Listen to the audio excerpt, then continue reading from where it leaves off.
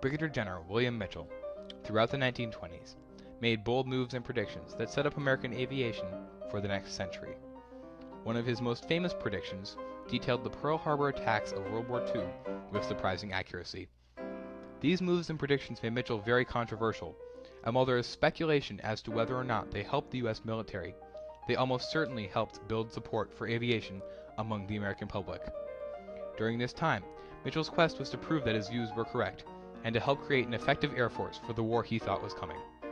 As a part of this quest, Mitchell helped garner funds for American military aviation that proved crucial to success in World War II. He also set the stage for his successors to build up American aviation during the 1930s. Although a number of Billy Mitchell's views may have been incorrect, and his inability to work with his superiors may have hurt his cause, Billy Mitchell did start the United States on the path to a successful Air Force. Billy Mitchell was born into the storied Mitchell dynasty of Milwaukee. His grandfather had created the dynasty as a railroad baron during the 1800s. His father was a successful United States senator, and Mitchell was often able to get what he wanted as a child. As a toddler, Mitchell lived in Nice, France. As a young adult, one of his favorite hobbies was touring battlefields with his father. He left his home to join the army to fight in the Cuban War. Rather than fight in the infantry, he was picked up by the Signal Corps and actually set up army records for telegraph lines set up during that war. He later fought in the Philippines and gained a better understanding of warfare there. Mitchell learned to fly in the 1800s after serving in Alaska as an officer in the Signal Corps. He was one of the top-ranking American aviators in France during World War I.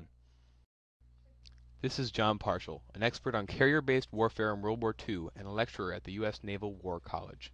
Beginning in World War I, he was probably the most, next to Eddie Rickenbacker, probably the most famous American who flew in that war.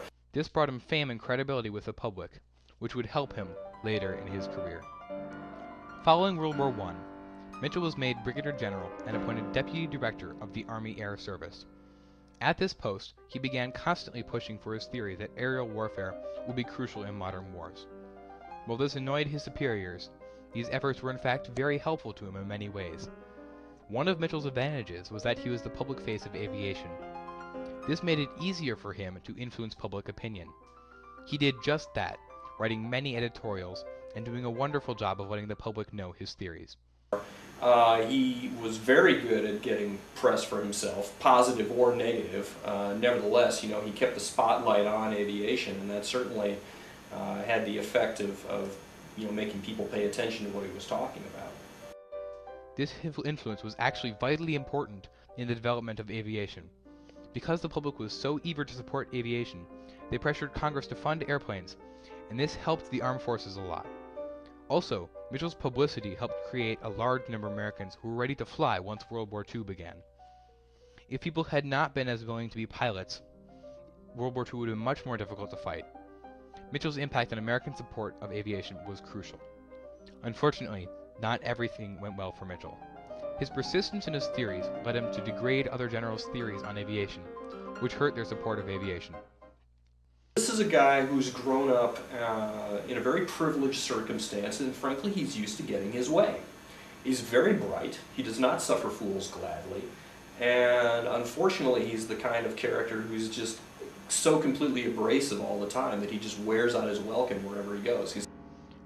As positive of an impact that Mitchell's publicity had, Mitchell's infighting with his superiors may have had an equally negative impact with respect to his cause. Most of the other leaders of the American military had different views in military aviation. In Germany, officials managed to work together in order to set up a cohesive military that used aviation to support themselves on other fronts.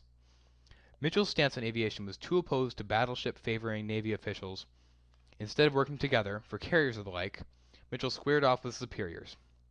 This eventually led to his court-martial and demotion, due to insubordination. In addition, one can imagine that these officials did not take kindly to aviation after its main proponent berated them. This led to fewer aviation-friendly policies from other military branches. One of the things that Billy Mitchell is remembered for the most is his demonstration of military power in the air to Americans. The best example of this is the bombing and sinking of the German dreadnought Ostfriesland. The Ostfriesland was captured by the United States during the First World War and was given to Mitchell to run tests labeled Exercise B. Although Exercise B ran under perfect conditions, it was an effective test of different methods of sinking ships. What eventually happened was this. Billy Mitchell defied orders to limit his bomb size, and with these heavier bombs successfully sank the Ostfriesland. This was huge. It offered concrete evidence that airplanes were an effective tool against naval ships. Military strategists from around the world took note of this, and it was visible in World War II, especially in the Japanese attack on Pearl Harbor. In that attack, planes were able to sink ships under close to ideal conditions. Had the U.S. been better able to defend our ships from aerial attacks, this might not have been a problem. One of the changes that Billy Mitchell helped to bring about was an increase in funding for aviation by weeding out corporate monopolies that had been choking the field. It was clear to Mitchell that airplanes had not yet reached their full potential during the 1920s, and that he could help change that if he was able to get funding. While many people thought that airplanes could be improved, few realized the actual extent of their potential improvement. To modern historians, it is very easy to look back and see how much more advanced the planes of World War II were than the matchbox planes of World War I. In addition, the U.S. lagged behind the rest of the world in aircraft development during the 1920s. This was because Congress had been making it easier for certain companies to monopolize the field. Mitchell led a crusade against these congressional appropriations and helped create the atmosphere that led to the airplanes of World War II. Because Billy Mitchell foresaw the potential of aircraft, he was able to successfully promote the funding that allowed innovative changes in aircraft development. Unfortunately, Billy Mitchell did cause some changes for the worse. His theories were very clear. He thought that aviation was the last word in warfare, the final answer. It is clear that the truth is not so clean-cut, and that military aviation is very helpful, but not the only thing needed. Mitchell had significant influence in the United States military, and his views rubbed off on some. This meant that when World War II rolled around, the military did not have the same balance of aviation that other countries exhibited until later in the war. The strategic air power advocates within those services, again, were sort of poo-pooing the whole notion that aircraft would be used to support ground forces in battle. And it's interesting because the only one of the major combatants who did not have someone like a Mitchell or a Julio Duhay or one of those guys is the Wehrmacht. It's the Germans. And the Germans retain this very clear-eyed view that air power is to be used tactically and it's to be used in support of ground forces. So the Germans literally wrote that book before the war, and people like the Poles and then the French and then the Russians, were inflicted with that much to their cost. Luckily for the U.S., the successors of Mitchell were able to figure out a better balance. The change that Billy Mitchell will be most remembered for is not his funding help, nor his incorrect theories. It is the fact that Billy Mitchell essentially founded the United States Air Force. One of the things that Mitchell spent a lot of his time arguing for was a separate Air Force. It made perfect sense to him that the United States ought to have a branch of its military that was dedicated to aviation, which was clearly going to be a factor in the next war. The Army and Navy co-management of aircraft will be useful in World War II, but it hurt the ability of American aviators to fight in dogfights and for the military to develop planes for the sole purpose of aviation, rather than the land or naval-based warfare. Because of Mitchell's efforts, Congress established the United States Air Force, and since then it has been a major factor in American military strategy. The majority of Air Force historians credit Mitchell as the father of the Air Force.